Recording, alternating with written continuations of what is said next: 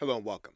As you begin to collect data on your website activity, you will be able to look at that website activity on your left side menu in various ways. For example, you may be looking at your data in terms of its audience. In case you'll get a report that looks something like this. When that happens, you will then be able to take all of that data, export it to another program for more analysis and display. And the way that you'll do that is you'll go to the top and you'll see that there is a button there that says export. You're going to click that button. You will have the opportunity to export the data in terms of the PDF format, Google Sheets format, Microsoft Excel, or a CSV file for more number crunching. So in this particular case, we're going to create a CSV file from the audience view. You will then save that information to your hard drive. Then the data will be available in actual data points inside of your CSV file.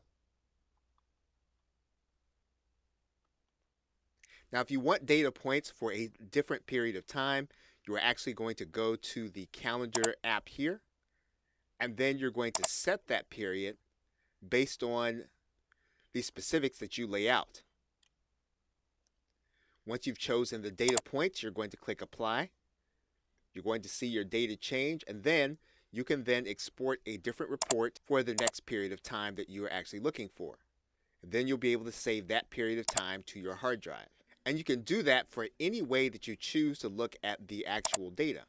If you want to look at the data in terms of an hourly period, you can also extract that data in the very same way. So what you'll want to do is to determine what you're actually looking for and what gives you decision-making information.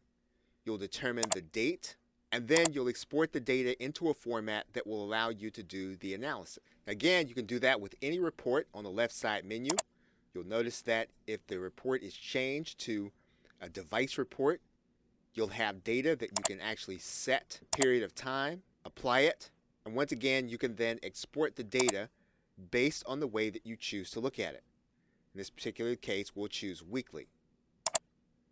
And then we'll export that data into another CSV file. Okay, so with that, thanks, and I will see you in another video.